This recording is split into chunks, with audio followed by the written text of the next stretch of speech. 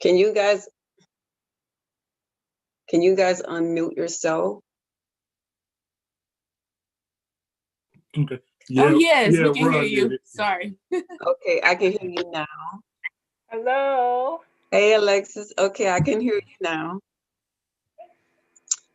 Trying to just get this up and going.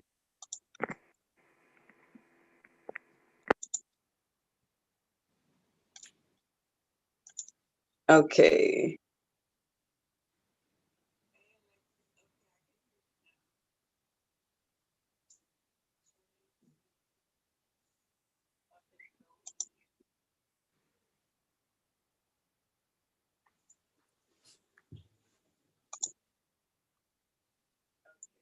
I'm checking one more thing.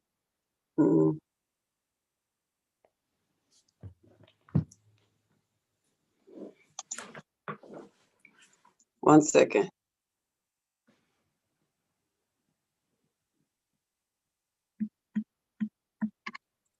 We're live on YouTube.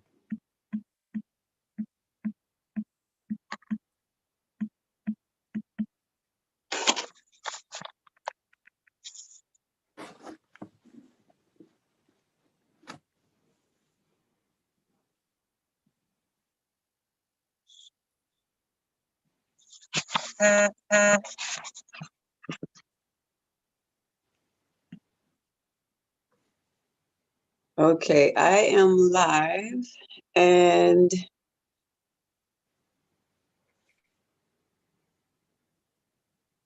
okay, I need to make myself the co-host and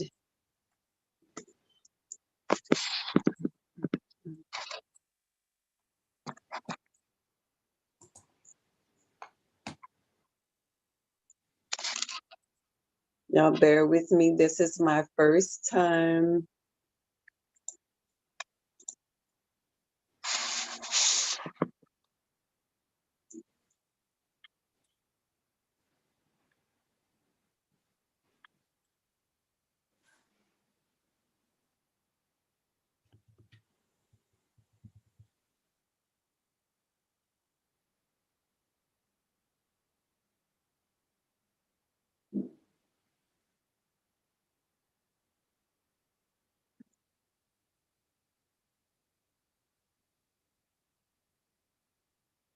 Okay, so this is not going how I want it to go. The theme of 2020. Yeah, yeah, and nothing is going right.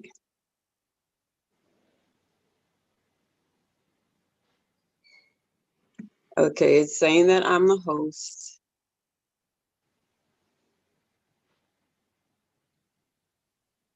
Okay.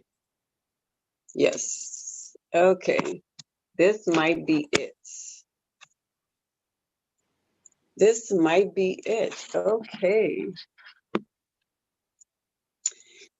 And it looks like we are missing one of the authors. Alexis, I can only see like some of you. There you go. There you go. Okay, okay. So as you all know, let me say this. I am Kitty Arceneaux, and I will be your host today on Ask the Experts. Candy Martin is the founder of Ask the Experts. And okay, here we go. Here we go. Shika, are you in? There she is. There she is. Hey, Shika. Okay, she's connecting to audio. So this is Ask the Experts, and Candy has left this in my hands today. This is our special edition of the author's edition. Okay, and we are so glad that you guys are able to join us. Let me see.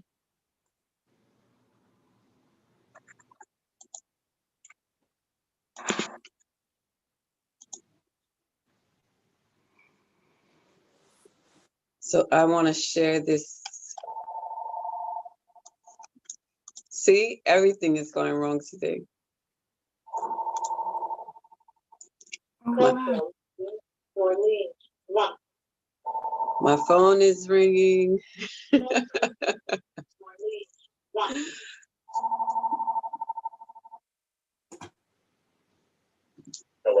please leave a message after the tone. Okay, so let's do this again.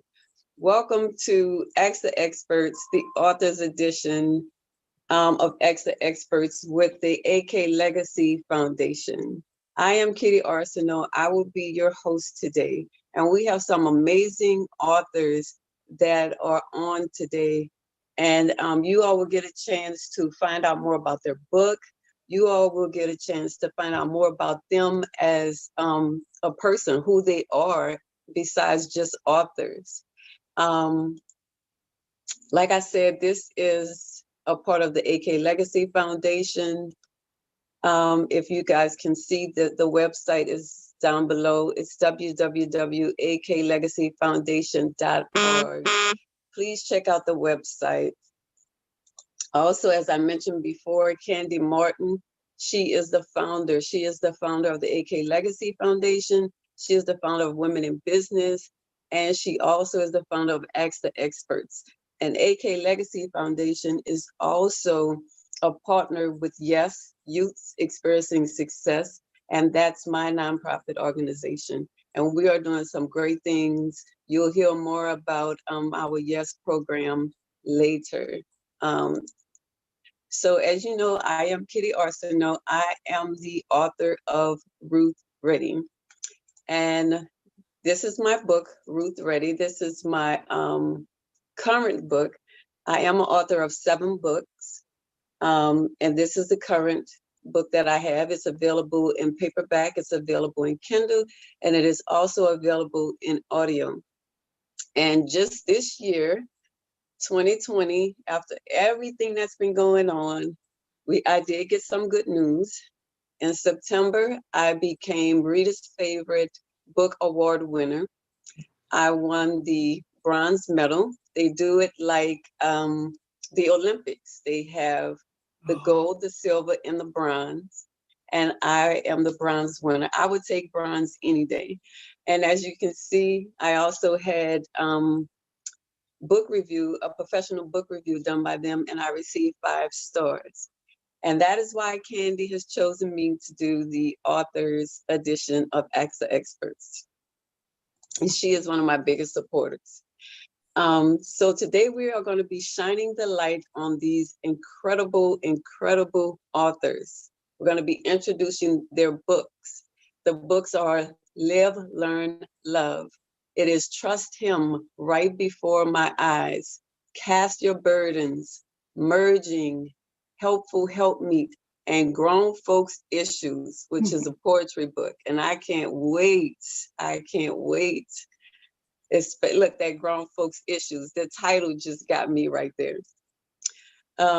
So that's what we're going to be doing. We're shining the light on you guys. Guess what we have right now? We have some mystery questions.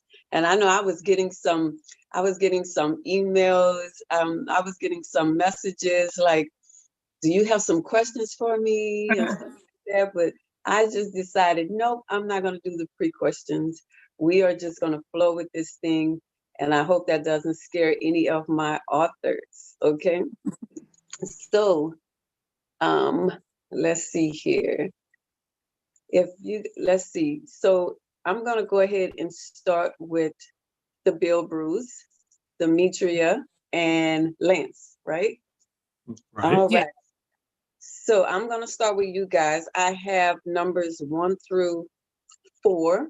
So we're going to start the mystery question. So pick a number 1 through 4. I'll pick number 3. Number 3. Number 3. Number 3. And this is just mystery questions. Let me tell you about the mystery. Mystery questions have absolutely nothing to do with your book. Okay? Okay. It's just kind of like an icebreaker to kind of warm you guys up, okay? Okay. And so this one, because Lance picked the number, Demetria, you also have a number to pick, okay? Wow. Okay. Okay, so this means that he has to answer the question, okay? Oh. Oh, okay. So the question for you is, what's for dinner tonight? No, what's for dinner tonight? Haven't been decided yet. Probably, I actually will go out and get something. That's that's the answer as of 12:19 Eastern. Okay, okay. And let's see. Before I go to you, Demetria, I am going to go to Alexis. Alexis, 1, 2, or 4? 2. 2. Number 2 says, okay, if you could invite one person to dinner, who would it be and what are you cooking? There's something about this food in me, right? Right. If I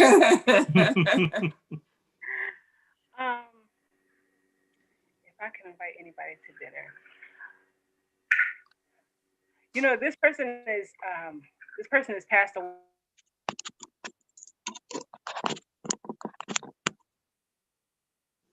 Oh, you froze.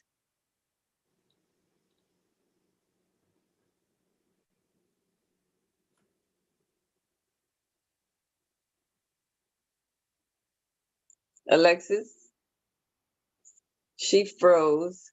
I'm going to keep her question right here. I don't know if you can hear us, Alexis, but you froze. You might have to get out and get back in. Okay, Demetria, we'll go to you. Number 1 or number 4? Number 1. Number 1. What did you want to be when you grew up? Oh, that's a good one. I wanted to be a flight attendant. I did. Yes. But I think back in those days when I applied, they told me I didn't quite meet the height and weight requirement. So I moved on to journalism. Wow, flight attendant journalism. That's funny because when I was younger, I thought about being a flight attendant and I also thought about being a journalist. So Wow. that's funny. That's funny. Let's see. I think Alexis is coming back on. You're back with us.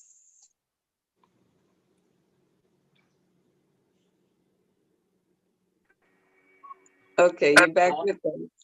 I'm not sure what happened. Do you remember your question? Yes. So I was saying that I would. This person is no longer alive, but I would want to, if it were, I would want to have dinner or whatever with them, and that would be Maya Angelou. And you know what? I would have to order out. So if it's bad, I can blame it on that person. That's smart. That is very smart. Okay, Sheikah, where are you hiding? Where are you hiding? I'm here. I'm just trying to learn how to use all of this. I'm here. Okay, so your question is number 4 because they all picked the other numbers. So that leaves you with number 4. And this is a mystery question. It has absolutely nothing to do with your book, okay? So your question is, if you could only have one season, what would it be? Fall. Fall. Yes. Why the fall? I just love the cool air. I love to see the leaves blowing in the wind. It's not too hot and it's not too cold. It's nice, comfortable thinking, sitting outside with it. There you go. I like that. And I'm surprised because Sheikah is from Louisiana. She's from Louisiana. I'm surprised she didn't say like one of our other seasons because see, we have crawfish season. We have, we have seasons like that, you know. And right. So, but that is awesome. So that's what I just wanted to do some mystery questions. I love when Candy does that on Ask the Expert because it kind of, gets you kind of relaxed and everything like that. But I promise you the questions that I have for you will not be hard because I want the people to get to know you and to get to know more about your book and things like that, okay? Okay. So the first person I have up is Sheikah. So Sheikah Nelson is the author of Trust Him and Cast Your Cares. And you all can see the how to purchase her book. We have the Amazon link. We have both of the Amazon links, and we also have her website where you can go and check out her books, not just book, her books. So Sheikah, tell the audience about yourself, you as a person. Wow. Well, I worked in retail for like 16 or 17 years until I started experiencing severe anxiety. And since the age of maybe 20, 21, I've always wanted to write a book. So when I first stopped working, I was nervous and anxious as to what I would do. Like, because I'm sitting home all day, something I haven't done in years. So my daughter said, well, Mama, you always wanted to write a book. So whatever you need, from laptop to ink pens to notebooks, we're going to do this. And I was so nervous. I remember I was like petrified. And I reached out to you and a few of my other friends, and they were just like, just go on and do it. Just what you have to lose. So I did it, but I was still scared to publish. And on my son's birthday, he's no longer here. And I felt like it was a fitting tribute to publish my book on that day. And like I said, I was scared, but I stepped out and I did it. And besides being an author, I'm a mother of, I was 4, in which my son is deceased, but I have 2 stepsons and the only daughter. And we have 3 granddaughters. And that's basically it. I love writing. I love listening to music. And I don't spend a lot of time outside of my immediate family because I'm scared of Corona. But, I just like everything about life. I'm just appreciative to still be alive and able to reach out to people and tell them my story. That is awesome. That is awesome. And I remember all of that. I kept pushing her to write her book, her first book. Like, would you just write the book? And she was saying the same thing. Yeah, but I'm scared and blah, blah, blah. Look, just write the book. And that's why I definitely wanted to have her on today because I know kind of the struggle that she went through, not writing the book, just getting it out there. Overcoming fear and things like that. Because look, you're not the only one, because when I wrote my first book, the same thing was happening. Like, no, I actually did a small project for a women's breakfast, and they were asking me, so when is the book coming out? I'm like, what book? So I know the struggle with that in reference to, having fear about getting your book out there, because sometimes you just don't know who's going to read it, if anybody's going to read it, Right. and things like that. So with that being said, let's see, we're going to go over to Lance and Demetria Bilbrew. Tell the audience about you guys. Tell us something about you guys. All right. Well, I'm Lance. This is Demetria. I'm originally from California. She's originally from Arkansas. We actually are opposites that did attract. We both love to write. I was an English major in undergrad. She was a journalism major in undergrad. Writing has been a part of us for a long time, but I don't think in the beginning we thought we would be authoring books. Pretty much, I was an English major with the intentions of going to law school. She was a journalism major with, of course, the intentions of being a journalist. Just somewhere down the line, we just ended up, I think once you have the writing bug, it never leaves you. So, now here we are, and she's written, we've co-authored Merging, and before that, she wrote Help Will Help Me. Been married 10 years. Actually, we put out merging on our 10th wedding anniversary, which was September 25th of this year. Wow. And it was funny because that was actually divine timing, because we actually intended to put that book out before Help for Help Me. It was actually supposed to come out sometime in in 2019, but I believe it was held off for a purpose. And of course, now here it is. Like I say, married 10 years, one son, live in the Atlanta area, and have a heart for relationships, heart for people, heart for writing. Awesome. Did you want to add anything, Demetria? Well, I emphatically concur. Absolutely. We're very much opposites.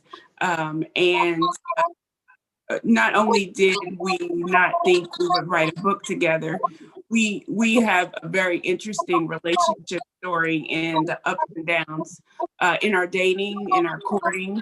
But things have been a lot smoother in marriage. And we just have a heart to help people understand the joys and the rewards and the work that comes with marriage, and how dating really is a season and marriage is a ministry. And we found ourselves over the past few years just really responding and having some pretty strong opinions about how God sees a lot of the things that are happening in relationships today. So that was really the prompting behind merging. It's just really pushing out the message that God has to be a part of all of your life, especially in dating and especially in choosing your mate. That is awesome. Mm-hmm. Oh, I'm sorry. And the other part is, it's neither of these books are really holy roly, quote unquote, even though they are spiritually based, because we're realistic. It's 2020.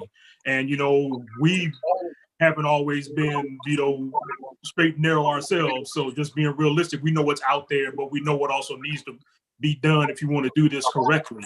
And, dating and marriage, because merging focuses more on the premarital preparation.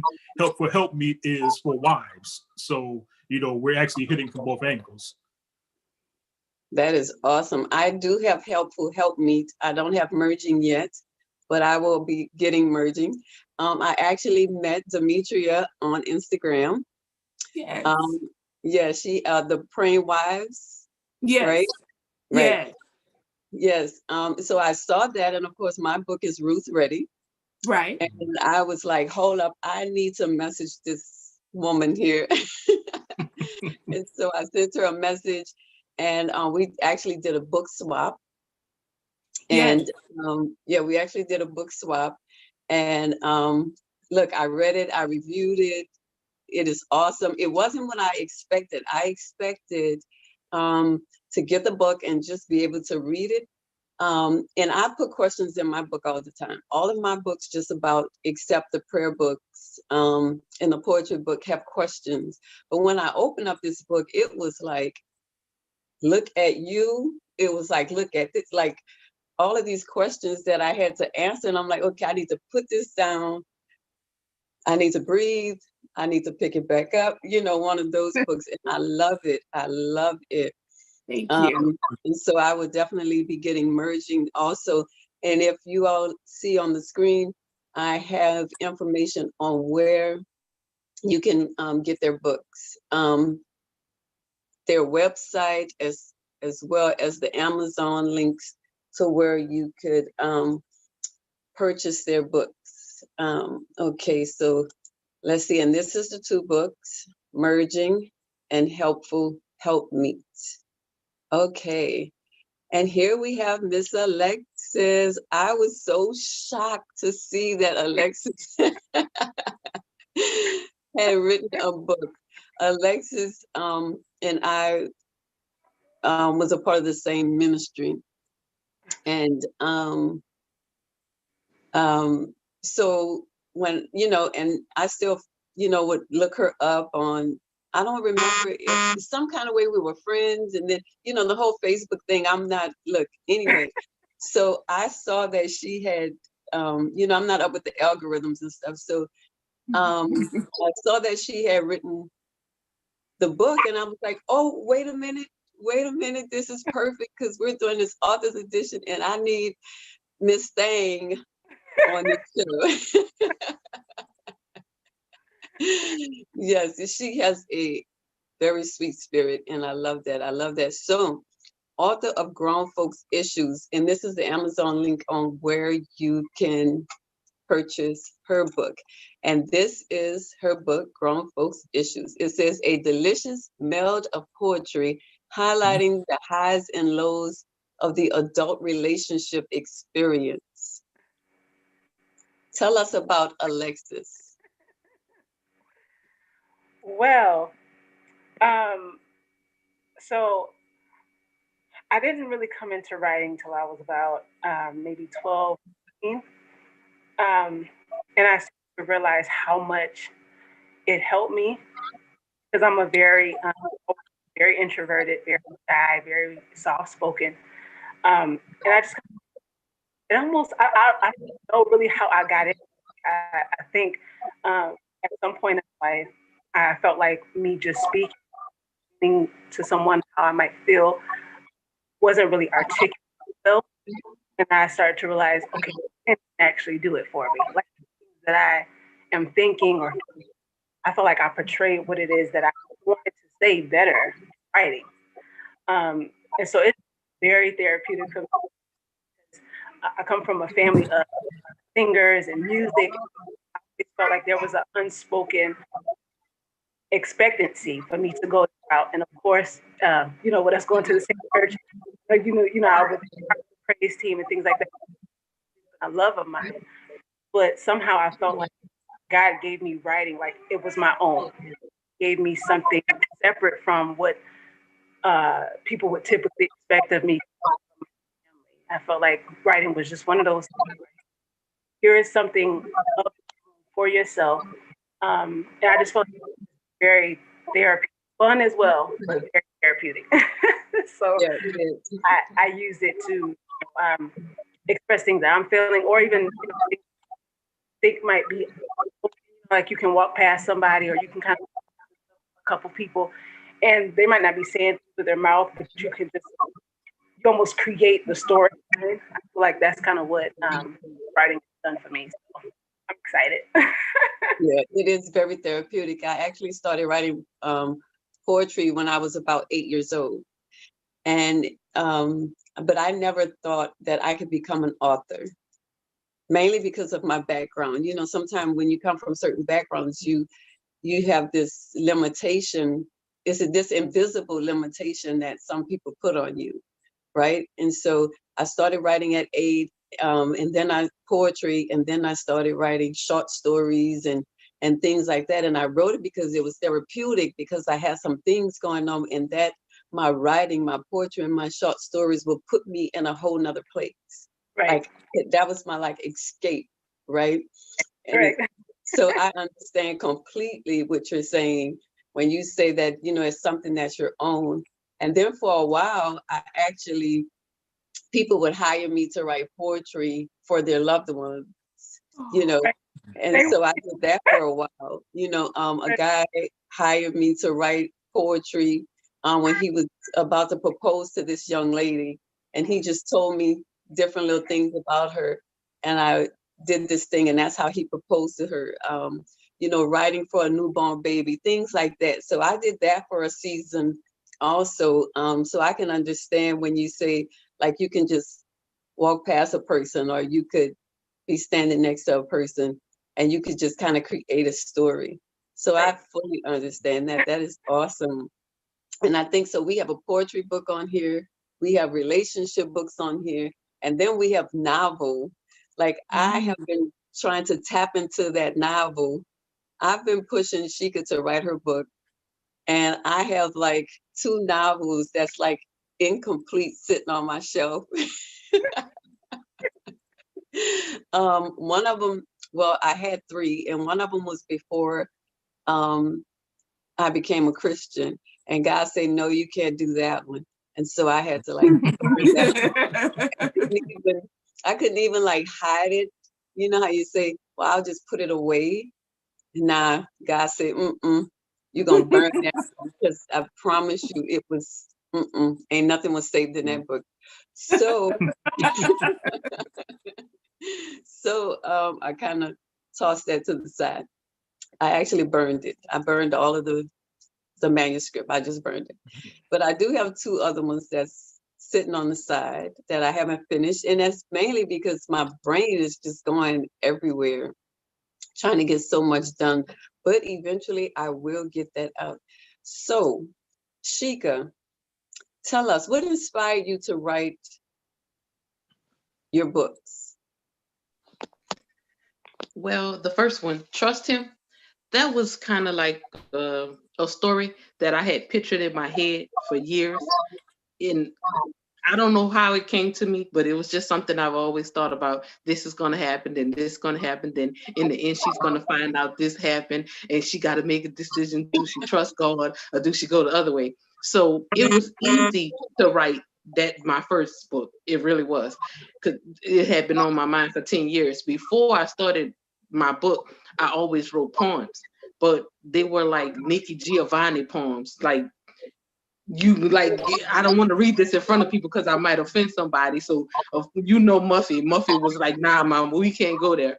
So I said, well, I'll just write my book and see how that goes. But my second book, which is actually Cast Your Burdens, and not, I forgot what you said, but I can't get it to show you, but it's Cast Your Burdens. And that book I wrote because it was during the time with the Me Too movement, and people were talking about sexual assaults and how they were, molested or touched by family members and people that they were close to. So I said, well, let me try to write something about that, and just let my readers know that a lot of people have gone through that, and it's not the end of the world. It's devastating, but it doesn't mean that your life has to stop.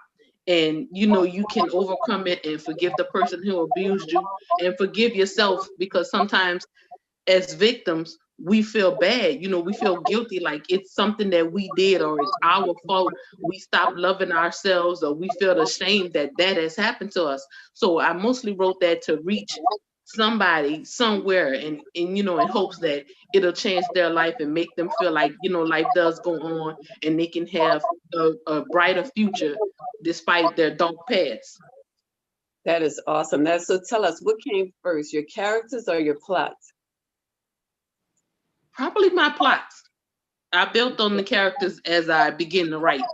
It was always somebody I added to either be the good person or the bad person. So my plot always came first. Okay. So let me ask you this. And Trust Him, do you have a favorite character? I do. And who's that? It's actually, he's one of the main characters. He's the one that actually needed forgiveness. He needed the girl to forgive him because he knew a secret that she didn't know. He's my favorite because despite all that he knew about everybody, he still tried to manage to find a way. He understood that once I tell her this, it's gonna hurt her, but I love her, and I just hope that she loves me enough to forgive me. And he just didn't sit back and say, well, God will never forgive someone like me. God will understand that I didn't mean to do it. It wasn't intentional, and I can reach out to him and ask him for forgiveness and know that everything will be okay, whether she accepts my apology or not. Oh, that is awesome. And what about Cast Your Burdens? Do you have a favorite character? No, not really, because originally I kind of felt sympathetic for everybody, even the bad guys. I felt sympathy for everybody because it was like, oh my God, and then listening to the reaction that my family members had when they read the book, because everybody had their own opinion, and like it was just so emotional for everybody. So I couldn't pick a favorite person because I just felt so hurt and sympathetic for everybody involved in the story. It was like it took on personal meaning for all of us, my whole family. And so it was just like, wow, so I couldn't pick a favorite. Oh, okay. I've always wanted to ask you that question. So I said, I'm going to save it for Author's Edition.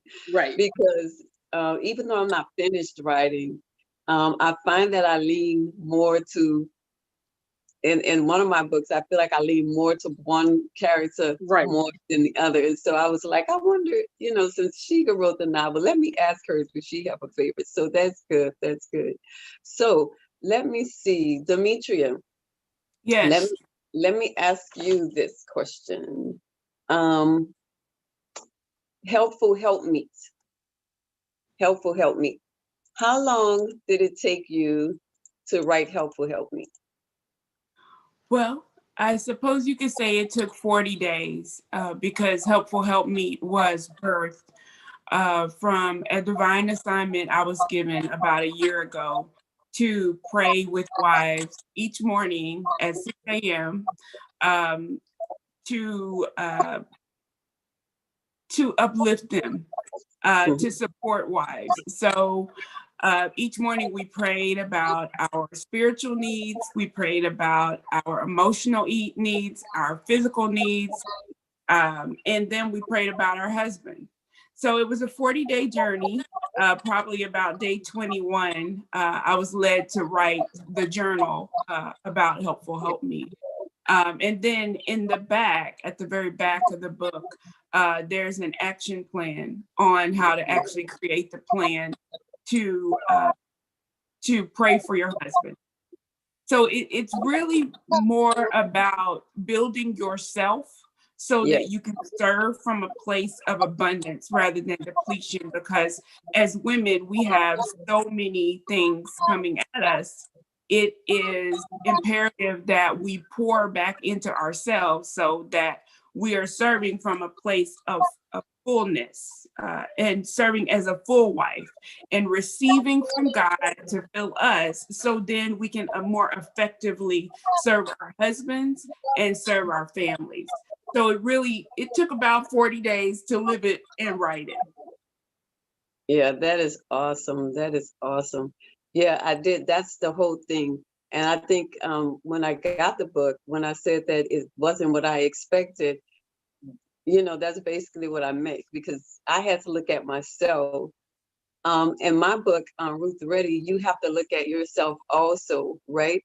But it was kind of like a step above, or to me it's not like equal, because I'm coming from a different angle than where you're coming from. But to me, when I saw Helpful Help Me, it just something connected in my spirit, and I'm like, I definitely need to get this book. I definitely need to see where this is going, because I wrote a relationship book and you wrote a relationship book, and that just kind of drew me to you. But I was very pleased once I got the book.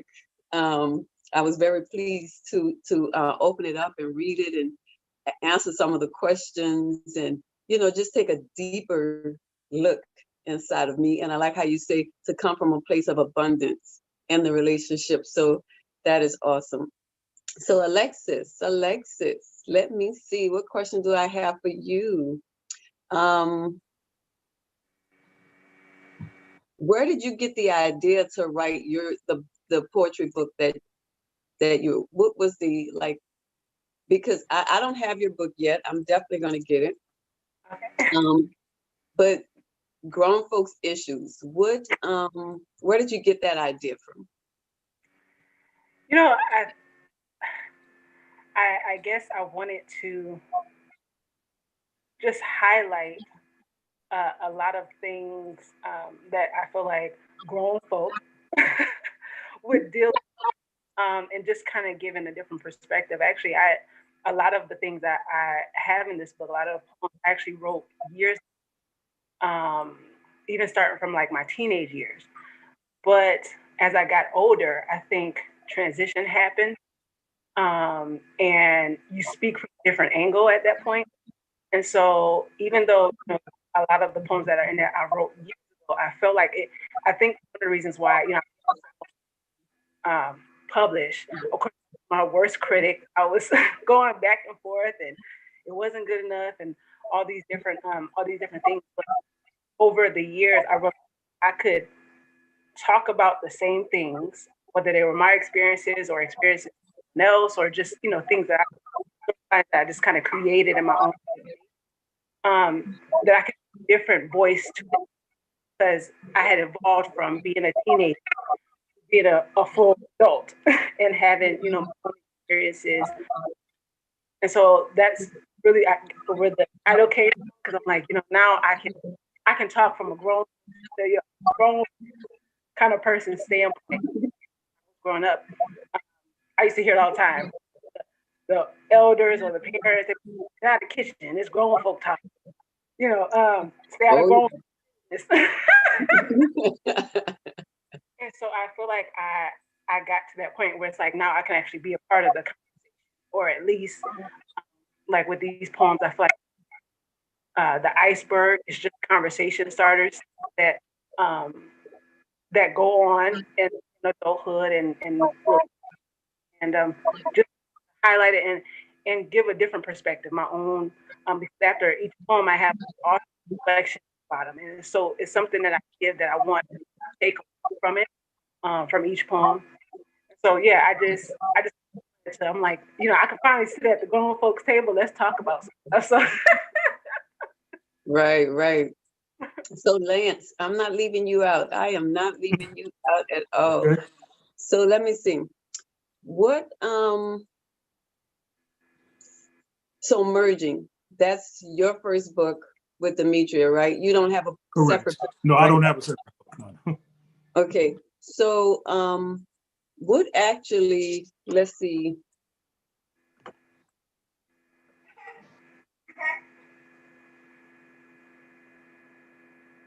Let me ask you the same question. Where did you get the idea to write Merging?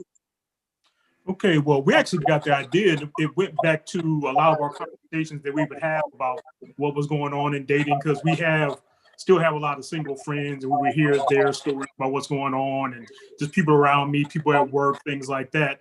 So it was kind of like, you know, we need to put something out, you know, to kind of guide people, and not so much guide people because we're not, you know, we're not certified experts in anything, but, you know, just coming from where we're coming from and coming from a place of understanding, because we had been there. I mean, we're married now, but of course we were single. I mean, you're not born married. So basically we still know what's going on, and we still know how to get there. And really, Demetria had the initial inspiration for it, but we needed 2 points of view. We needed a male point of view and a female point of view. And that is why we're both, you know, in the book and on the book, because like I said, we're not just trying to show women how to do something or just show men how to do something. This is, you know, dating, and it means for anybody, really, you know, any type of couple. I'm not going to go further at that, but you know, that's why, you know, we both have our perspective in it, because, you know, you see so much, especially, you know, other books, other authors, everything is, you know, telling women what to do. This is how you get your husband, this is how you get your man, or once you have your man, you do this or whatever.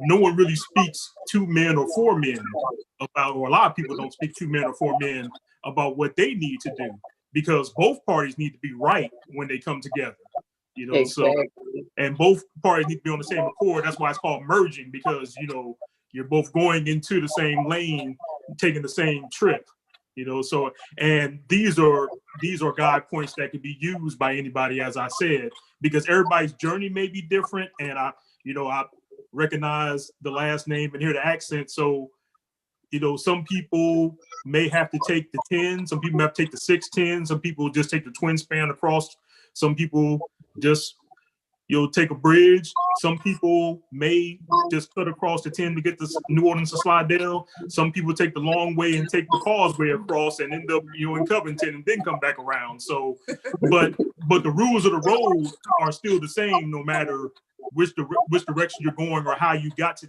your destination.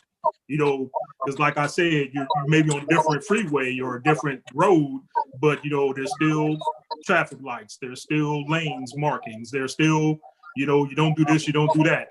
And that doesn't change just because, like I said, your journey may be different than our journey or someone else's journey. And so hearing you speak about the journey and the merging and things like that, is that how you guys came up with the cover? Oh, yes, that's exactly how they came with the cover. And see, that's why if you look at the cover, where you see the sign with the arrow, that's not a conventional sign where you have the two merging. It's actually Yeah. three merging because it's the man. And again, we're not holy roly, but it is what it is. You have the man, the woman, and God all merging together on the journey. Yeah, yeah. So I like that. that's where we got the idea from the cover. Okay, I like that. I really like that cover. I really like that cover. So Demetria, where did you get the idea for your cover? Because with Helpful Helpmeet, the idea came from the focus on the wife. It could have very well been a cover that focused more on the husband, but we really wanted to focus on the wife, to focus on her journey, to focus on filling herself. As I said earlier, we spent most of our time during that 40-day prayer challenge praying for ourselves. We spent 34 of the 40 days praying for ourselves. In the other 6 days, we prayed for our husbands, because you're not really equipped to serve your husband. You're not really equipped to minister to your husband until you've had a vertical conversation, a vertical intervention with God. Fill yourself with him so that you can serve your husband. Yes, exactly. I agree with that. Sheikah, how did you come up with your cover for Trust Him? My cover is a basic Amazon cover. I just tried to find something that suited the plot of the story and the title. I was new to it, so I just picked something basic. But learning from you and somebody who does the work for book covers, I know that now that I can be a little more creative and pick something different. Yeah, and the good thing about Amazon, this is one of the awesome things I love about Amazon. If you want to make a change, you can easily go in and make that change, opposed to dealing with a whole nother publishing company and they send you through all of this whole process of changing and charge you all kind of money just to change the cover. Because I actually went through that with my first book. I wanted to change the cover and they put me through so much to change the cover. And then you get to Amazon and you can just upload that thing. And if you want to change it, you can just change it. And just like that, it's changed. When people start ordering again, they get the new cover instead of, that's what I love about Amazon. So even if you decide you want to change the covers of your current books, you can still do that because you went on Amazon. So that's the good thing that I love about Amazon. You know, and some people, you know, when they ask me, so who do you publish with? Right now, I am on this Amazon kick. I'm just going to upload it to Amazon. I'm going to sell it on my website. And because even with Roots Ready, when I wrote it and I put it out there, you know, I read it several times. I had somebody to edit it and they missed some stuff. I missed some stuff. And then as I'm reading my author's proof, I'm like, there it is.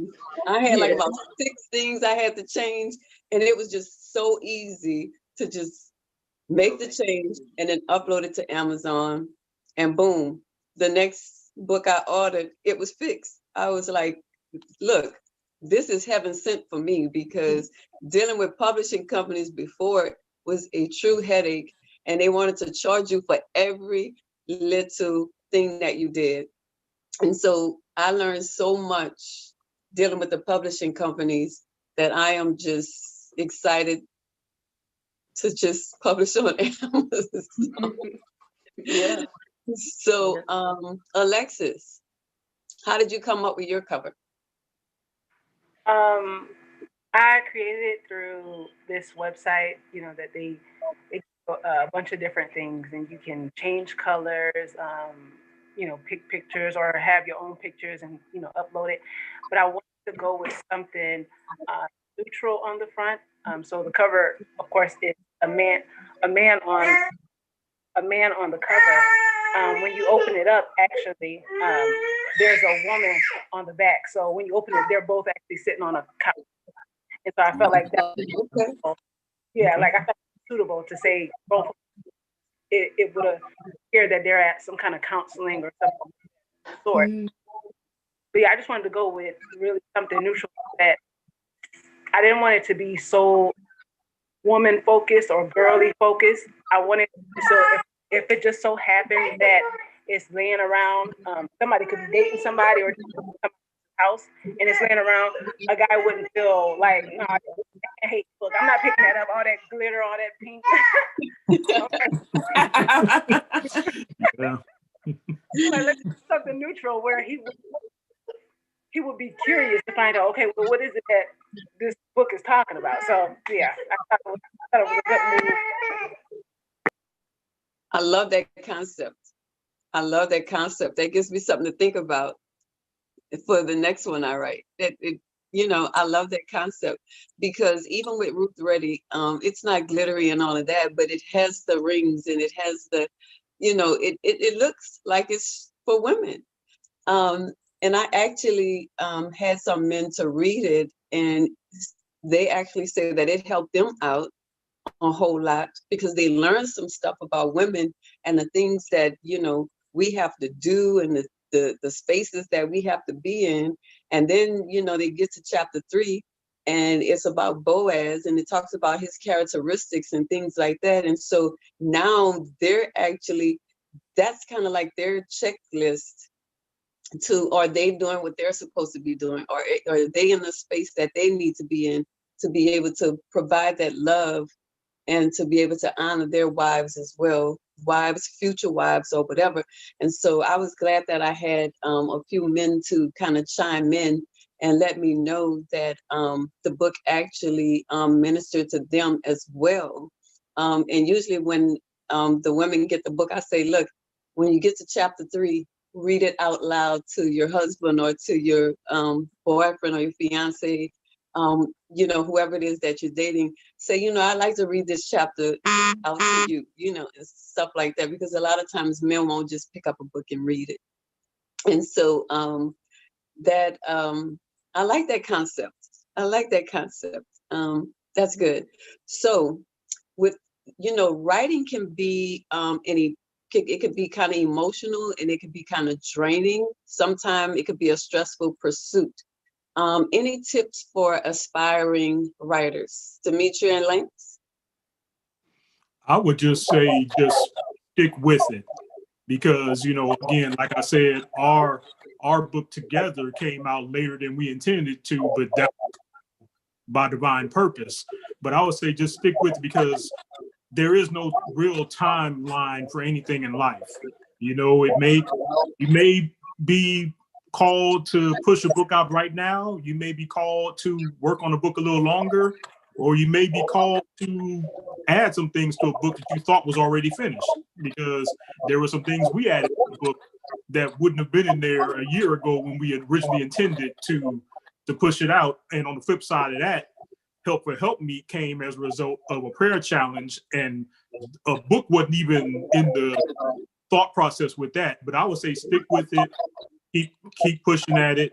And I would say I would echo the thing about Amazon, because it'll let you put things out when you're ready to put them out. And that really helped us a lot, especially with the book we did together. Because once it was ready, it was like, okay, upload it. Here it is. It's out there. Go buy it. So, but I would say I would just encourage people to stick with it. And everybody's timing is different. Some people set time aside to go somewhere and write, or even in their own house, separate themselves and write. Some just write when it hits them. Personally, I had a couple of segments that are in the book that I jotted down on my phone in the notes section, because when it hit me, it's like, let me go ahead and put this down so I don't, lose it later. And, I would go back and improve on it from there. So I would say, you can write whenever you're inspired, but at the same time, don't feel like you're bound to some time frame. Like if it doesn't come out by the end of the year, it's a failure, or if I don't put this out by this date, or I've been telling people I'm gonna finish this book and it's still not finished yet, because this is your product. And to kind of echo, even though this is not about books, it goes back to music. I'm a music lover.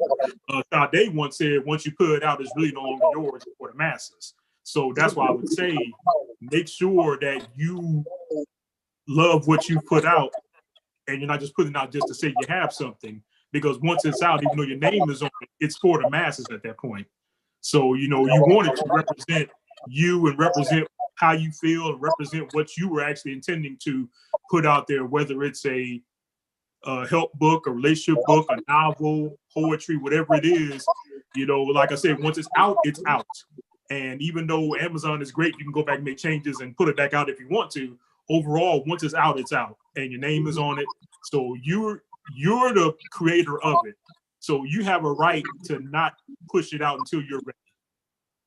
And I would say quickly as well is to remember that target audience. The whole purpose of writing a book is to share your message and tell your story. So I would definitely say, remember that, in my case, that wife that's weary, that has a lot of things going on, that needs that support, that needs to take 5 minutes to do the introspective questions and work through that.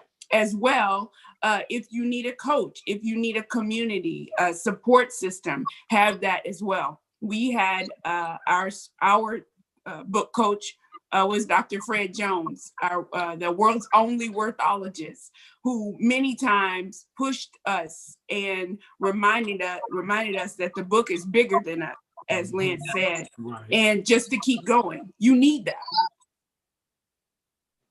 Yes, I agree with all of that. Thank you for your insight on that.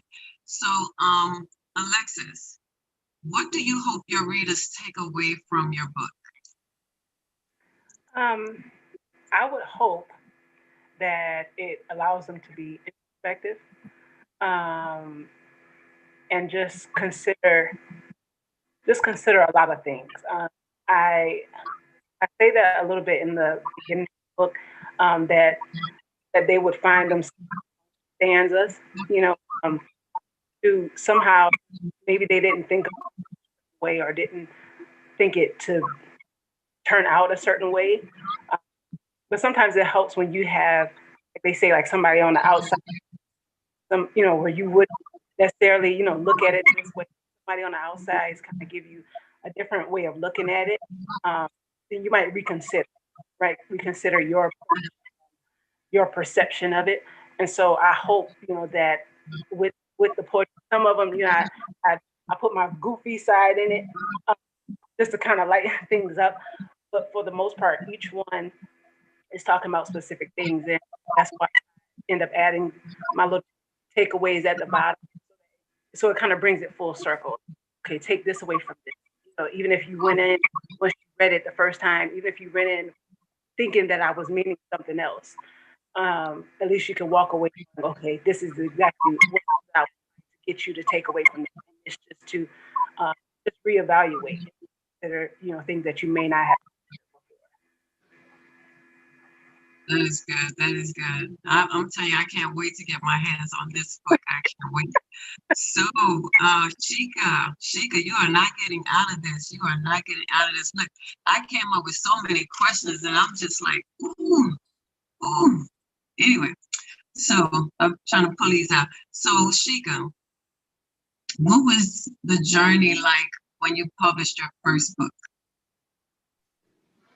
It was scary, to be honest. But I thank God that I had you to help me. And I just spent a lot of time taking your advice and reading the instructions as I went through, even if it took me 4 or 5 hours some days until I got one thing done. I kept being persistent, and I was like, I got to get it done. Even if I didn't do anything but upload it get all my pages correct and never published, I would have just been satisfied with that because it was still going to be an accomplishment. So I just tried to stay persistent and read those directions. Okay, that is good. Because all of our journeys are so different. Like we could get so used to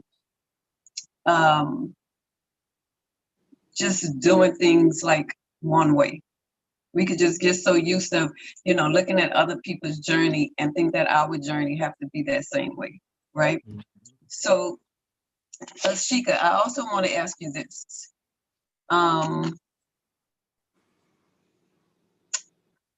There was a question I wanted to ask you. Oh, this is the question I wanted to ask Shika. Are there any secrets from your book that's not in the blurb, that's not in your synopsis, that you can share with your readers? Well, one thing is that even though I know I told you originally I was going to only do one book, it may end up being 4 or 5. And in the end, you will see that all of the characters know each other and they're going to come together, like in, I guess, have a gathering or a wedding or something of that sort, where you can see that they all know each other and they all give each other advice, feed off each other's energy, and they love one another and they're there to support and become a village for one another throughout their process of growing and healing and moving forward in life. Okay, so we are dealing with a series here. Right. Okay, because I've read Trust Him. I haven't read Cast Your Cares. I'm kind of behind on my reading. Cast your burdens. Cast your burdens unto the Lord. Cast your burdens. Cast your burdens. What did I put for your?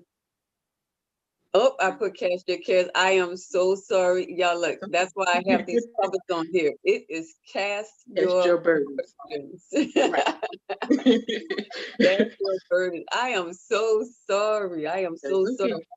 So look, and I want each one of you to answer this question right here. Do you find marketing challenging? And what ways do you market? Yes, I do. Because I guess being a new author, I don't particularly know what audiences to target, because I have Christian fiction. And some people, at my first book signing, I got so many questions about, do you talk about God on every page?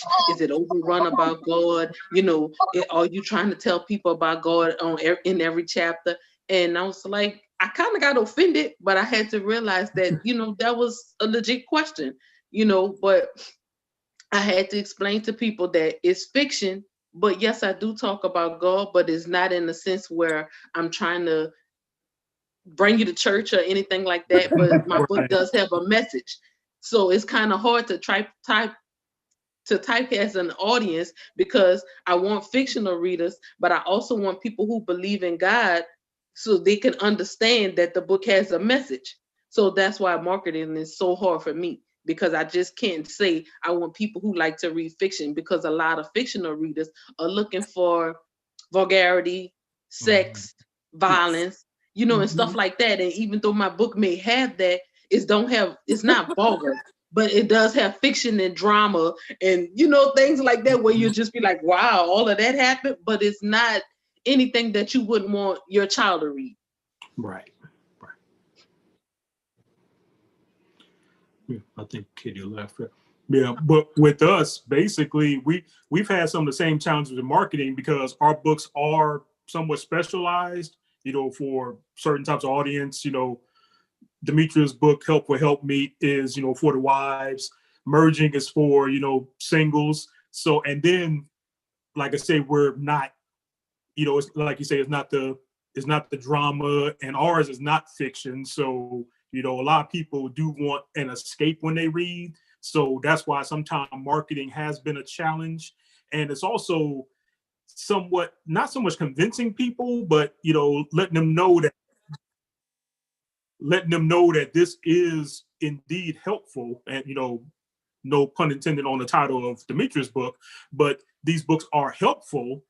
But we're not trying to beat you over the head with any messages. We're not trying to force anything on anybody. And it's also just kind of convincing people of what they need. And when sometimes they don't even understand what they need, because a lot of times, especially just like she was saying with her fiction book being Christian fiction, sometimes people hear Christian and they just kind of, even though they are Christians, they get kind of turned off with what have you, especially in our situation, because my grandfather's a pastor, I'm not a pastor. So, and we're not pastors. We don't proclaim to be spiritual leaders or anything like that. And so I think people, as soon as they hear Christianity or spirituality or anything biblically based, some people get turned off, even if they are Christians, because I think people are looking for escapes. And just quite frankly, in the situation with both books, with Merging and with Help Me, it's just like church sometimes. People don't want to hear when they're wrong or that they're wrong. And so they may not want to crack open the book and see, oh, I've been doing this the wrong way, or, oh, like Kitty and Demetrius discussing, you have to look at yourself, because even in our book Merging, it is looking at yourself and not just what you want in a partner. It's about what do you need to do as well. And just unfortunately in current society with dating, a lot of people just want to look at what's out there and blame everybody else or blame everything else, when not that that's not the blame as well, but you also have to be introspective. And our books cause you to be introspective, and just quite frankly, some people are not willing to do that. Mm-hmm. Alexis, do you find marketing challenging? I do. Mm-hmm. More so because of my personality. I'm not, because I'm more introverted, as goofy as I am, I think marketing is advertising, and I couldn't sell a cookie to a mouse. Like, it's not, even though I'm my item and I'm trying to show I love it, I feel like that's why I have to take other, let people do the marketing part for me, who have that thing. Yeah, I think that's a gift, able to, to be able to sell to somebody, whether it's your product or you're selling it for somebody else. And I don't think I have. So I think that's where it comes in. It just kind of, I think it puts me out of my comfort zone. And almost out of the shell, have to do something that to that extent. I have to call other people in order to kind of get it done. Hey, and sometimes that's what we have to do. If that's you might be the writer, you're the author, but you might not be a salesperson. And that is fine, because that's why we have people that do these other things. That's why we have, we might be able to write it, but we need somebody else to edit it. We need somebody else to go behind us and to make sure that our grammar is correct. That, sometimes we write the way we speak. Now, sometimes I do it on purpose because I'm trying to keep that slang in there, and that's fine. And the editor might not understand that and be like, you're not saying this right. I'm saying it exactly how I want it. But sometimes we need people that does that. We need people that's into marketing, and that's what they do. And so they can help you along that way. Some people need PRs, and things like that. I just have this imagination that is so beyond me that if it don't make sense to anybody else, I'm probably going to do it. Just because, if nothing else, I'm going to capture their attention, right? And so, because some people ask me, well, how did you come up with that to market your book? And I'm like, it just, sometimes I wake up in the middle of the night and I'm like, oh, I'm going to try that.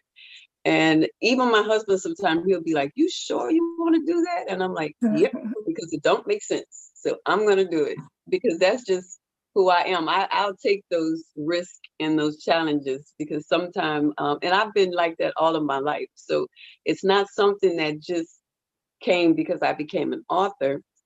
It's just, I'm just a risk taker, and I'm just kind of spontaneous. And like my family used to say, you're just all over the place. And sometimes that's good. And so it's been working, especially with Ruth Reddy, it's been working. my other books was with a publisher. That publisher sold their company to another publisher, and then that publisher wound up going out of business. So I'm in the process of having to republish the other 6 books, which of course y'all already know I'm using Amazon. I am definitely going to just pop it up on Amazon. But there are some websites that is really good for marketing because it gets you to a place that maybe people that you don't know, would see your book. You'd be surprised how many people go to these other sites. I'm sure you guys are probably on Goodreads, if you're on Goodreads, but look, there's this site, Author. It's a really good site. I like them. You can even do cover contests. I did a cover contest with them, and I came in, I think it was 4th place. They do the top 3. I came in 4th place, so I was still excited that I came in 4th place. Like I said, I'll take that bronze medal any day. We do have one more interview that I would like to put out here right quick. So I need to share this.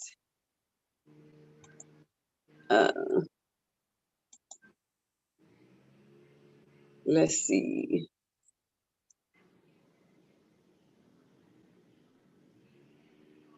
I thought I had it up. Let me put it up right quick.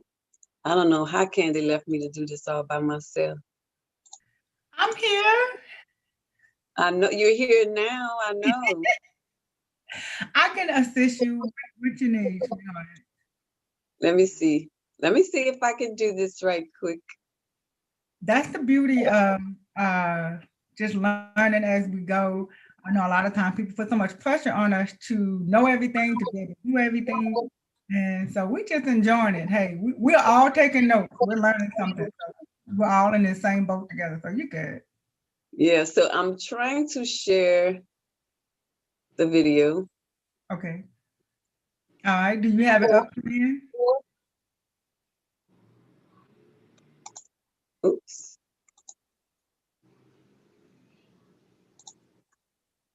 I thought I did. Okay. So just put it up, let it play, and then you may have to close some of the other windows. Don't close us, but you may have to close some of the other windows. And then press share. Okay. All right. So I need to open it? Yes. Okay. I'm opening the video.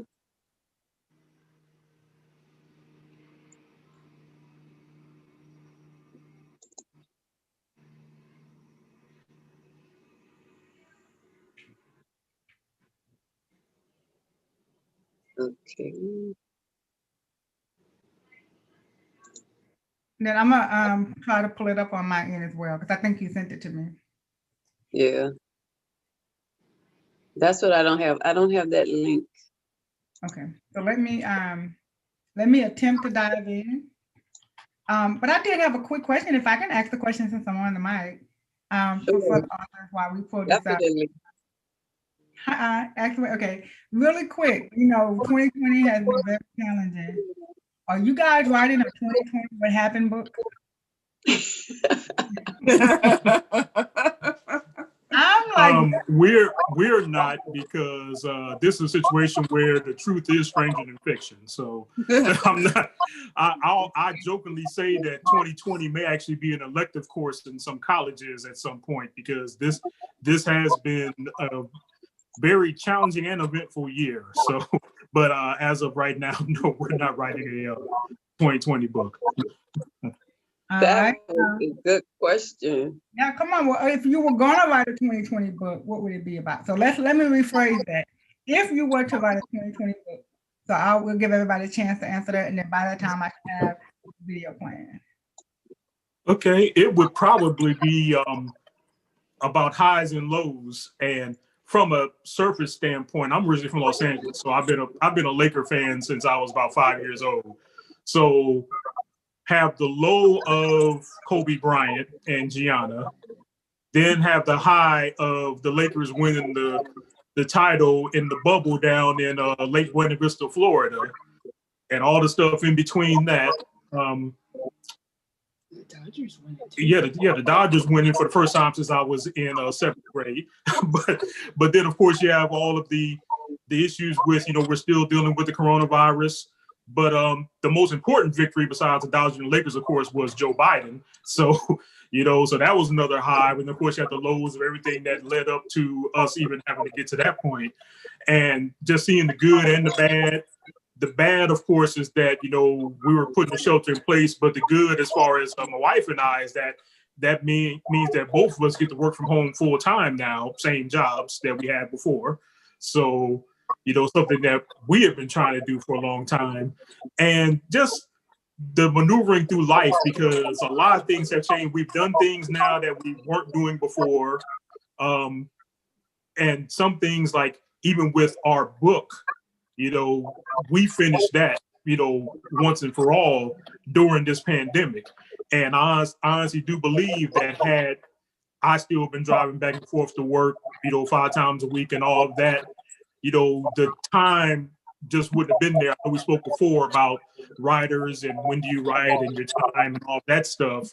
This shelter in place in this pandemic, the good from it in some cases is that, you have been forced to do things, or actually been given more time to do things that you may not have been doing before, with the daily grind of a daily commute and, kids going back and forth to regular school and all of that. So I guess a book would probably just be about maneuvering through life and the highs and lows, the goods and the bads and everything that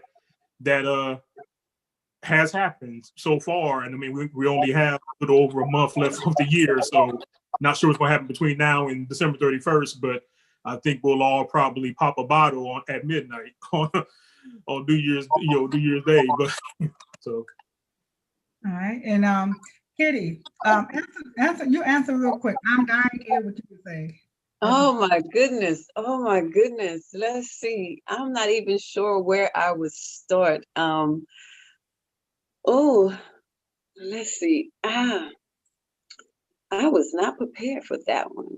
I know. I don't know. There was so much heartbreak for me in 2020.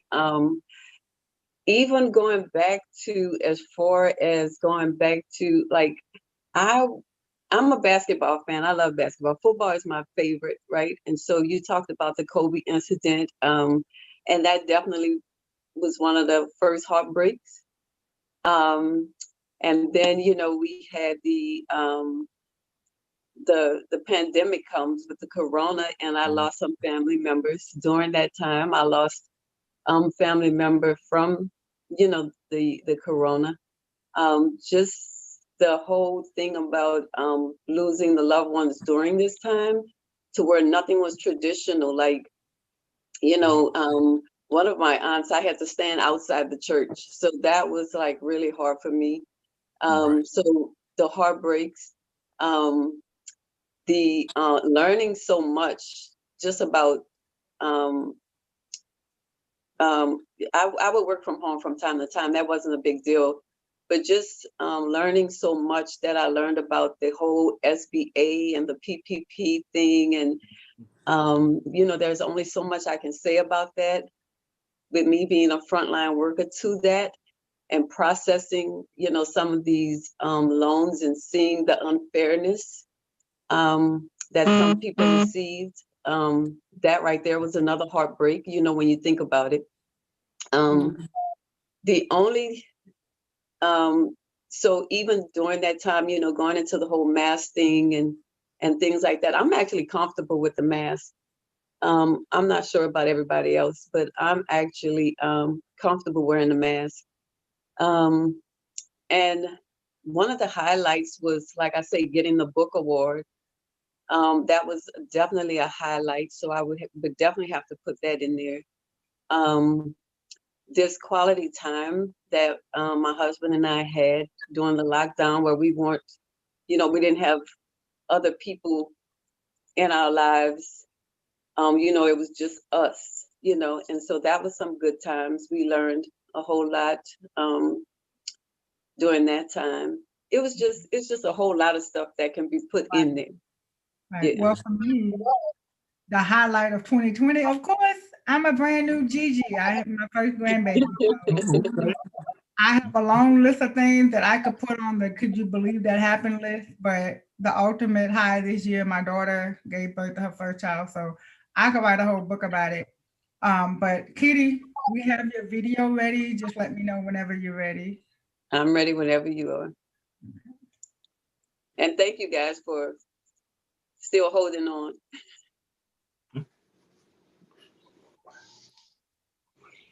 Hello, Therese. Hello. Welcome to Ask the Expert. We are so glad that you're able to join us today. Okay, look, Therese is not live with us today, but that's okay. Look, I did not want you guys to miss out on this incredible book that she has.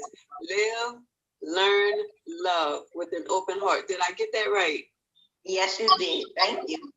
All righty. So, Therese, what I want you to do to start us off, I want you to tell the audience about you, not about your book.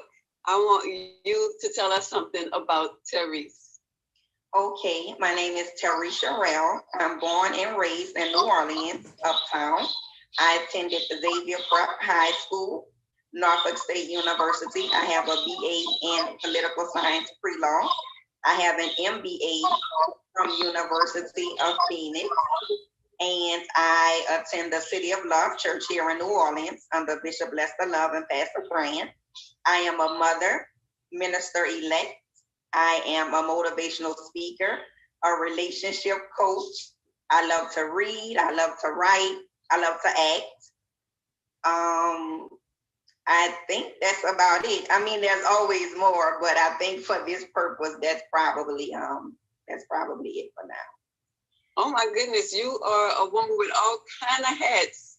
Like, do you get confused some days? Like, what day I'm supposed to do this and what day I'm supposed to? I try not to. And as a team, we wear multiple crowns. So of course, some days I'm gonna have, this crown, but I'm always a mother, I'm always a daughter, always the child of God. I'm always just trying to be the best that I can in every area of life that I can. So it does get to be a bit much at times, but I'm able to do it because of God's grace. Oh, look, I know, because look, we women, we wear all kind of hats all the time. I'm just making fun of you. But look, if I go to putting out my hats, girl, look. So look, this is what we're gonna do. So I have some cards here. Now, like I said, this is recorded. So actually, Therese is going to be the first one to tell me what number of this mystery question that I have. It has nothing to do with your book at all, okay? It's just some fun questions. And so the other cards will go to the live, okay? So I have cards 1 through 5, and you pick a number, and I will read that question. Okay, this is fun. I like it. So I'm going to go with, oh my God, you have 2 of my favorite numbers in there, 3 and 5. But for the purpose of this, I'm going to go with number 5, the number of grace and favor. So let's go with number 5. Number 5. Let's see what number 5 is. Oh, it's the easy one. Oh. All of them easy. So this question says, what is the best part of your day? I would say the best part of my day is waking up. Of course, not necessarily with Folgers in my cup, but the best part of my day is waking up and having that prayer, that meditation, that alone time with God. I usually wake up about 5-ish. I may snooze for a little bit, but usually around the 5:15 time. I do like that. The house is quiet, everything is still. It's my time that I can really intimately commune and talk to God and communicate with him. So that's my favorite part, besides thanking him for waking me up. Awesome. So I want to share with our audience. There we go. I want to share with our audience your beautiful picture here, your information here. I have your website here. I have your Amazon link here for your book also. And while I have this up here, I want everybody to take a look. I want you guys to write down that website. I want you to write down that Amazon link because you guys need to get this book. And Teresa's going to tell us why. So tell us about your book. Well, the book is Live, Learn, Love with an Open Heart, Life Lessons on Cultivating Healthy and Meaningful Relationships. And I wrote the book because I wanted to encourage readers to acknowledge and appreciate the various relationships in our lives. We know that there are many types and forms of relationships. And in the book, I break down the various categories. So there's familial, casual, platonic, romantic, and professional. And oftentimes we don't appreciate relationships or acknowledge them for the lessons and blessings that they are in our lives. So I really just wanted people to think about their relationships with their family, with their finances, with their friends, with God, with their faith in God, with their children, their spouse, and really began to see those relationships in a different light. Because we know that all relationships are not created equal, but each one has the power to teach us about life, ourselves, and how to deal with others. So, you know, in life, you're in relationship and you're not in relationship. But I really wanted to share the lessons and experiences that I've learned through various relationships throughout my life to help others do better in their relationship. That is so awesome. That is so awesome. Look, I haven't gotten the book yet, but I'm definitely going to be ordering this book. And I encourage each and every one of you to go ahead because look, like she said, it's not just based on one certain type of love. It covers all the loves. You're talking about love with a relationship with a spouse. You're talking about love with a daughter or a son. You're talking about love with a sister or co-workers. I mean, come on, God commanded us to do what? To love. Love one another. Yes. There you go. To love one another. And so, is this your first book? It is. This is my first book, and it was released on December 16th, 2018.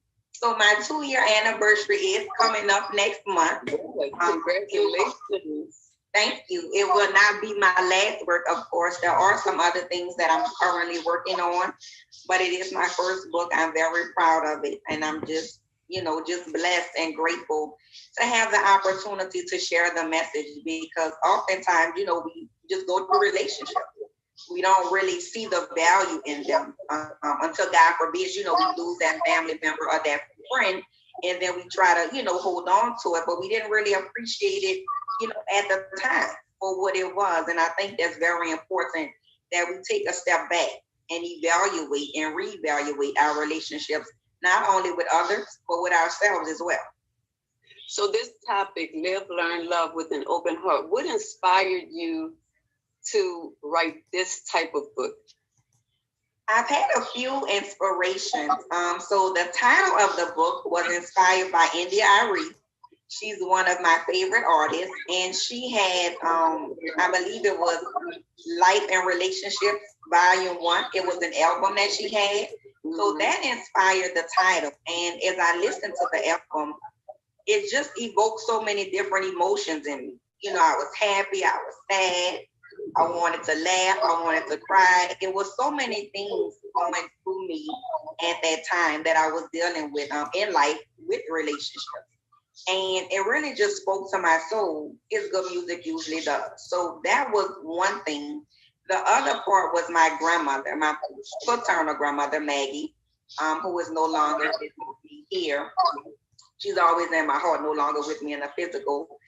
I just thought about the lessons that she instilled in me as a child, having a strong spiritual foundation, having a strong faith in God, getting an education, being independent, following my dreams. I thought about the lessons that she instilled in me, and I wanted to share that with others who may be experiencing, same or different things, because I know everyone doesn't have the same childhood and the same experiences, but I wanted to use the lessons that I've learned to encourage others who may be dealing with trying to mend broken relationships, trying to heal from relationships, trying to get back to loving themselves and loving others as well.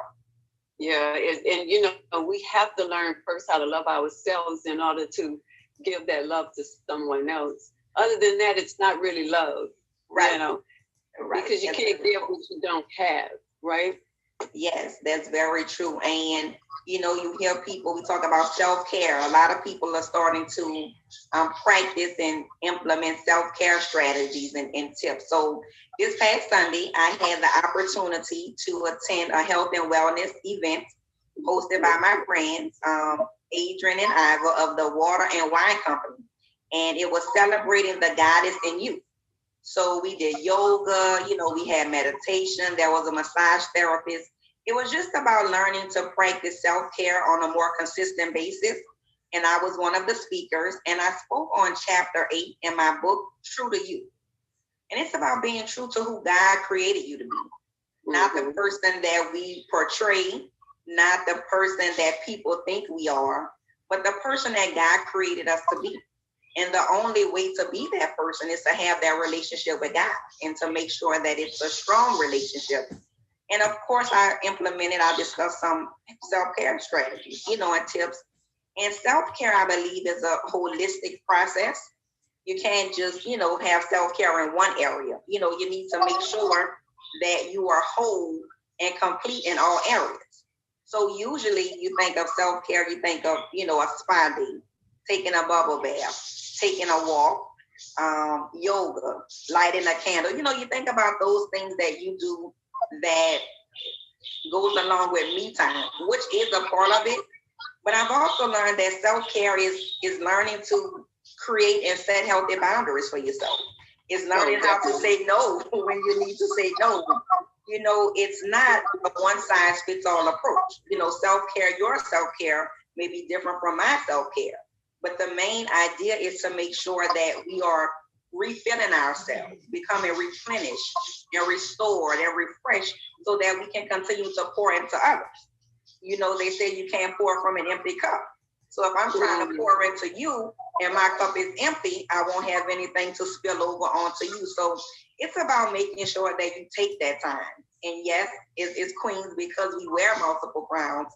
It's not always easy as it may seem, but that's why you have to schedule time where you can implement and practice self-care. I'm a mother, a single mother. I'm an entrepreneur. I have a 9 to 5. I'm an author. I'm a speaker. So it's a lot of different things that I'm doing, but it does require that I take those moments. It may not be hours or blocks of time, blocks at a time, but take those few moments. Have a woosah moment, get some fresh air, whatever it is you need to do to make sure that you're refilling yourself and becoming replenished. That's the key. Yes, I agree with all of that. So let's move on to the next question. The next question I have here, as you were writing Live, Learn, Love, did you have any rituals that you did before you begin to write? Oh, that's a good question. I don't think that I had any rituals actually before, but there were some things that I like to do. So I like to be in a certain mindset. So for me, I love candles. I would have my candle. I probably, depending on where I was, I would have my nice music because I like to just be in a certain vibe, a certain mood. I love to sit on my balcony. I had books in front of me. I just like to kind of be in nature, but I like to have a certain atmosphere. So it pretty much consisted of my candle, my soft music. Most of the time was India Aria, and more along the smooth tunes that I just let speak to my soul. I wasn't outside on the balcony getting some sun when the weather was nice. I also woke up maybe 2:30, 3 o'clock. It was something about that time where my mind just was running rampant with ideas and different things and thoughts were coming to me at that time. So I found throughout that process, I was usually between 2 and 3 a.m. just writing, flowing. And I believe that's when some of my best ideas and thoughts were created. Awesome, awesome. And that's, yeah, so I would consider that like a writing ritual, because that's when I was writing my books, there are certain things that I did before I sat down to write. And so that's just something I call it a writing ritual, Okay. So let me ask you this. Do you read your reviews? I do. I want more. I need more. That's one thing, and I'm pretty sure you can attest to that about an author. We love reviews, and Yeah. we don't get them often. Like sometimes I have to say, hey, I need a review. Where are my reviews? Because so many people have the book and they've read it. But if you don't ask for a review, I don't think it's something that they automatically think to give you. And when they buy the book on Amazon, it sends them an email asking them, an automatic email asking them to review the book. But you are right, because I'd be like, hey, where's my review? Can you leave me a review? I've even put posts on Facebook like, right. A way to say thank you to an author is to leave a review. Yes, you can attest that is so true. And I'm like you, I post on Facebook and Instagram, hey, leave a review. And then once you put it on their mind, they're like, oh, okay, I'll do it. But I actually love the reviews because it really helps me, know that I was on track. It helps me to affirm that the message was received, that they gained something from it. And, some people, it took them back to those relationships with their family members, with their friends, with their finances. And it really made me feel good, like, okay, mission accomplished, they got it. They're getting it. They're really beginning to reevaluate and self-reflect on those relationships that they may have forgotten, or the broken ones that they don't, know how to mend, or their broken hearts and wanting to move on to the next relationship. So reviews are very important. And sometimes I've had reviews that have made me cry. I mean, it was just too much, for me. Like, wow, they just got me full, and it just made me cry, with gratitude, because they got it. And I was very grateful and humbled by their review, because we never want to get a big head. We wrote the book thinking we did it. But hearing the review and reading the review really let me know that it was something that they connected with. In the words of my boy D1, it was real, it was righteous, and they got it. Oh yeah, I love D1 too. I love D1. They got it. Yes. So let me ask you this question. Do you find marketing challenging, and what ways do you market? It can be challenging sometimes if you don't have a strategy. And I'm going to be honest, initially, when I first wrote the book, I didn't really have a definite plan or strategy to market. I did social media, I have a website, word of mouth is good. I didn't have a set strategy. So it can be difficult if you don't. But speaking to different authors and coaches, I have a social media content calendar. So that definitely helps with the marketing, different days. I'll post different things. I'll post a review. I'll post an inspirational, quote or something from the book. I'll post a picture of the book cover. So there's different ways to market. You have to be intentional about your marketing, and you have to make sure that it's something that's going to resonate and stick with your audience, the audience that you're trying to attract. So it can be a little frustrating at times when you seem like you keep putting it out there and putting it out there, but it is sticking to the people that it needs to stick with. So I would say get you a plan, and it doesn't have to be complicated, but make sure that you are consistent. And I think that's a big part of it, because I know I haven't always been the most consistent with my posts, but when I post, more often, more quotes, more reviews from other people, it's like, wow, it kind of puts it on people's mind, and it's, it's relevant to them at the time. Yeah. So the last question that I'm going to ask you is, what type of advice would you give to someone that they're in the process, like, I have this idea for this book, I'm not a writer, I need somebody to help me out. So what would you do? What would you say to them? I would say to just write, to let it flow. Don't try to be structured.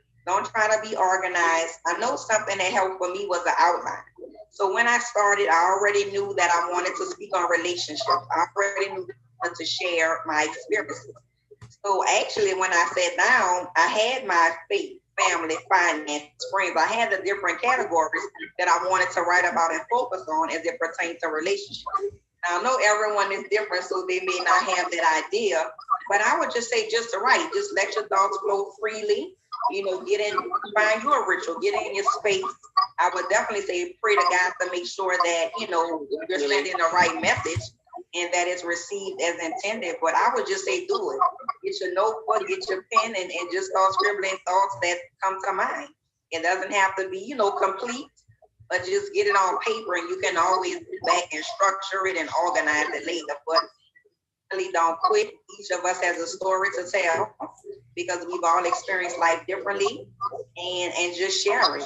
Just be, you know, don't be afraid to share it and to tell it. And if you need structure, there's a lot of authors out there, a lot of coaches, a lot of mentors. Just feel free to connect with any one of us that you see and feel comfortable with. Yes, yes. So I went back and put the information. I put the slide up there so everybody can see how that, you know, they can get your book. Once again, her website is out there. Y'all get y'all pen and paper and write that down. Now, I left it up there for a long time to give y'all some time. And we also have the link for Amazon. You definitely want to get this book. Look, when I get off this call today, I'm going to put my prime to work and I am going to get this book because I definitely, look, I know I need this book, you know, and because like you said, this book covers all areas, right? And yes. So, you know, I might have my marriage intact, you know, my marriage might be good, but I might have, you know, some issues with a friend, or I might have issues with a relative or something like that. And so I definitely want to get this book. It's, look, With an Open Heart grabbed me right there, okay? With an open heart.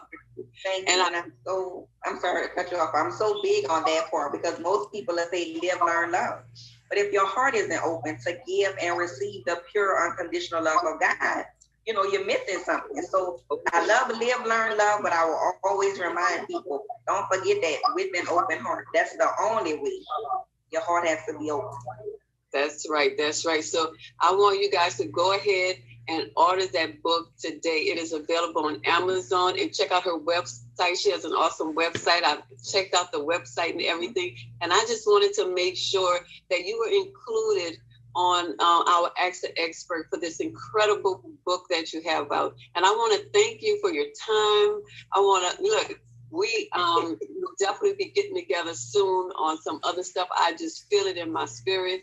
This is not this is the second time you've seen Kitty. This will not be the last time you've seen Kitty. Okay, I just want to thank you again for your time. Thank you so much, Kitty. I appreciate the opportunity. Remember, live, learn, love with an open heart. The only way to give and receive the pure, unconditional love of God. Yes.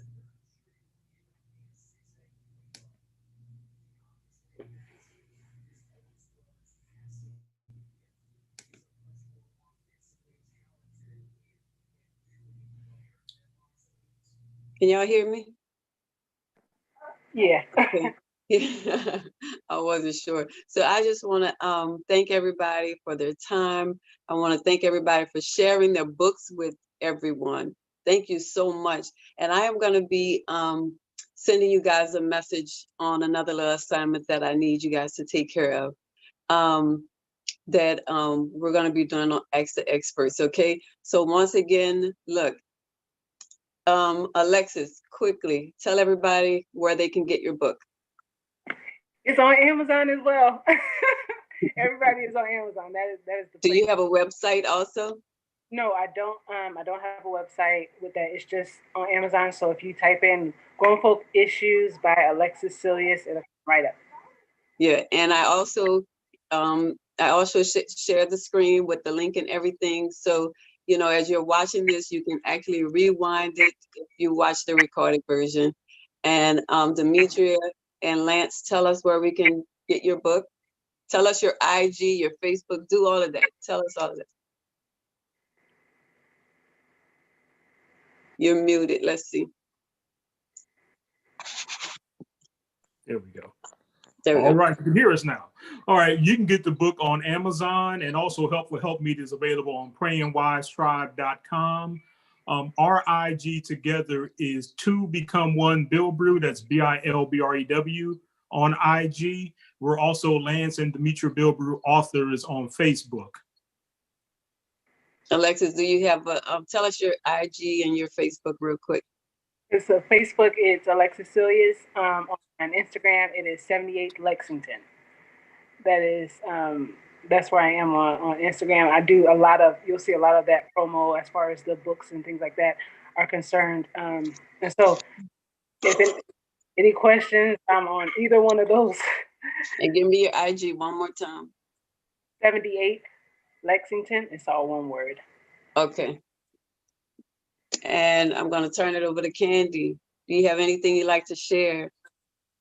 Well, first of all, I want to say hats off to you, yay, for hosting your first Ask the Expert. And just to reassure you, you are still on the team. Don't worry about all the technical difficulties. You should have seen me at the first one. You know, I did all that and got everything ready, and I forgot I still had my hair tied up. So look, hey, it happens, okay? So at least you're cute with all your technical difficulties, you know. So my daughter was like, "You trying something new?" I'm like, "No," you know. So hey, it happens. And to all of our authors that were on here today, awesome kudos. And Kitty has an awesome project for you guys that you're gonna really truly enjoy. So we just thank you here at the AK Legacy Foundation. We thrive on financial literacy and business development. And a lot of times people say, "Well, why are you having all these personal topics?"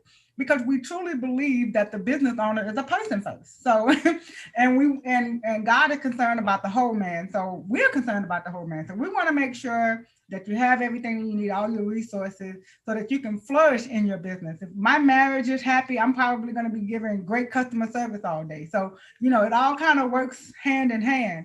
So I really want to thank you all. It is awesome to see that you all are in print. And so really quick, Kitty's going to come back and give the closing remarks and all those things. But I wanted to tell you guys about next week's episode, and I'm going to ask that our author share our platform. Let people know what we're doing. This is a no-cost event. We talk about all sorts of topics. Last week, we were talking about nutrition on what to eat. So this week, we're talking about what to read. You know, so we're going to have a more family-oriented show. We're going to have Miss Mally Butler on our show. She is a movie star. She is a TV actress, a model, and most of all, she's the sweetest young lady that you ever want to meet. Her and her mother are going to be on our show next week talking about their podcast that is currently streaming live on YouTube. She is out in California, and because of the pandemic, so they're going to talk about how they were still able to film, but in a social distance manner. Trust me, they had to become super creative to pull this off. And so hats off to them, and especially her being at a very young age. And so I want to ask that you all tune back in next week at 11 a.m. to show her some support. And her mother is also the writer, the producer, her manager, her mom, she's a wife. So talk about many hats. So we definitely want to pull from this woman of God and find out how does she do it all. All right, so back over to you, Kitty. And once again, thank you to all the authors for being on. Look, I just want to once again thank everybody for your time, and thank you. Look, I am going to make sure I get grown folks issues. I'm going to make sure I get merging, and I have to get Cast Your Burdens also. So definitely check out the website, and that's www.aklegacyfoundation.org. Check it out. We have some awesome things going on. Check out the events page. Check out the Women in Business. If you're not a part of Women in Business, think about being a part of it. We have some awesome things coming up. And like Candy said, this is a no-cost platform right here. So we just ask that you just continue to be a part of it by watching us on YouTube. And just AK Legacy is also a nonprofit. So if you would like to make a donation, you can also go on the website. And we have different charitable organizations that we give to as well. Once again, thank you all, and God bless you all. And I am just super excited. Thank you. Have a good day. You too. Thank you. Thanks, Alexi.